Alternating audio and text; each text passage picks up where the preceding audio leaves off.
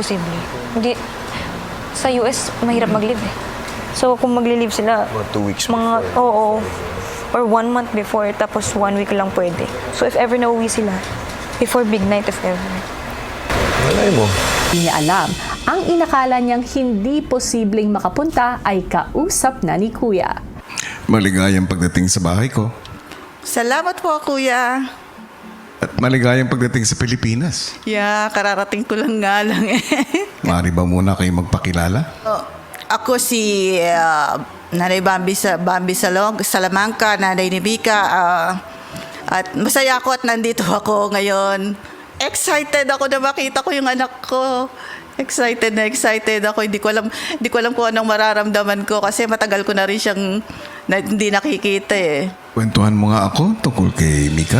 Mabait na bata naman si Mika, masunurin at saka sobrang, ang ano lang sa kanya, sobrang mapagbigay niya. Sobrang close nga kami pag nagkikita kami. Pag nasa amin siya or nandito ako, natutulog kami sa isang kama.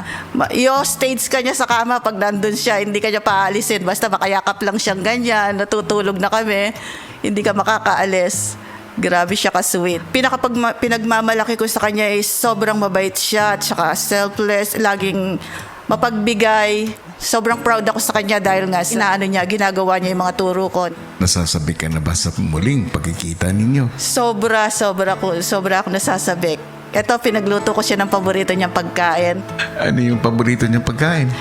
Toge. Nung bata siya, nagpapaluto siya ng ganyan sa tatay niya. Ang tawag niya sa toge is number 9. Paborito number niya. 9? Kasi yung toge parang ganyan siya, di ba? Yung may ulo siya, tapos mayroon siyang pababa. So, bata pa siya noon eh. Number 9 na ang tawag niya sa toge. Bukod sa paboritong number 9 ni Mika, isa pang sorpresa ang balak ipakita sa kanya ni Nanay Bambi. Matapos makausap ni Kuya ay pumasok na nga sa loob ng bahay si Nanay Bambi. Maya-maya habang nasa living area ang mga housemates at ang Mommy Mariel ni Brent. Hello, Mika. Kumusta ka na dyan, anak ko? Nandito lang kami, tuloy-tuloy sa pagsuporta at dasal para sa'yo. Mahal na mahal ka namin. And see you soon, baby ko. Thanks, Kuya. Ilang taon mo na silang din nakikita? May isang taon na ba? Umuwi po yung parents ko po nung Pasko po. Okay ka? 5 minutes. 5 minutes. Oh, sige. Ano lang? I know. Ilang saglit pa, Take your time, Mika. Oh my God! There's no way.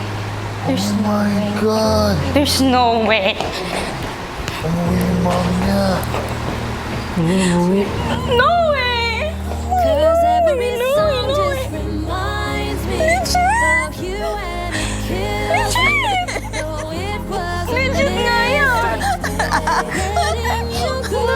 Cause every song just reminds me of you and it breaks my heart. You're still here the way you go. Pinagdala kita ng ano? Gatas ng Hindi ako makapaniwala. Balik ka umuwi. Okay lang ba na umuwi ka? Oo. Ay, yung amoy mo! Oo naman, okay lang yan, baby ko. Ay, hirap talaga. Sobrang hirap talaga. Okay lang. Basta, Ako po kasi kuya, hindi na ako nag-expect na darating yung mama ko or yung papa ko or any. Hindi ako makapaniwala kuya na nandito siya. Kasi sabi ko, wow, umuwi talaga siya, ganyan. Uuwi na sama na ako sa iyo. huwag muna, lumaban ka muna. Ilaban mo muna yan. Hello? maya-maya ay ipinakilala na rin ni Mika ang kanyang ina sa mga housemates. Tita, mama ko po. Hello, kumusta? Si Brent ko. Kumusta po? Nag-date ba kayo? Oo. Kumusta? Po in person, tita. Ilang saglit pa ay nakita na ni Mika ang sorpresa para sa kanya ni Nanay Bambi. Alam mo, ako na nanaginip. My God! Ay! May ano ako, good news ako sa'yo. Tignan mo yan. Oo, huwag ka maingay. What is it? What is it? Sige na, tignan mo. Wait, hang on. Pagkawag. No way! Buntis ako. Hindi Ay, di ako. ano kasi, na magkakaanak na yung kuya niya. Sabi ng kuya niya, ibigay mo kay Mika to, sabi niya. Eto siya. Eto yung baby. Oh no! Ready na yan! Ilang months na? I think 3 months na. Oh my God! May pamangkin ka na. Pinapangarap mong pamangkin, ayan na. Oh my God! Ang liit! Liit. Ayan. May na-expect. Hindi kita yun. Kanina sinasabi ni na Isnir na parang baka mamo, ganyan. Tapos ako parang na-hurt ako kanina kasi ayoko i-expect. Kasi alam ko, busy kayo. Sa loob ng bahay, pinagsaluhan naman ng mga housemates ang mga dalang pagkain ni na Mommy Mariel at Nanay Bambi. Number 9, kain kayong number 9. Ba't number 9 po? Mukha siyang 9. Mukha siyang 9. Tignan mo yung Hindi din nila toge. naiintindihan ng bata ko kung bakit siya number 9. Pero mukha siyang number 9. Ay, ikaw na ano nang... Sa PBB lang pala ako makakakain ng kalderetang masarap. Wow. Ay, di bumubog. Super sarap po. Pagkatapos kumain, nagkaroon pa ng pagkakataon para makapag-usap sina Mika at Nanay Bambi. Manalo't matalo, panalo ka na ha. Huwag mong i-stressan ang sarili mo. Okay lang yan, yung pinakita mong kabutihan dito sa loob at saka yung nakisama ka, doon palang panalo ka na.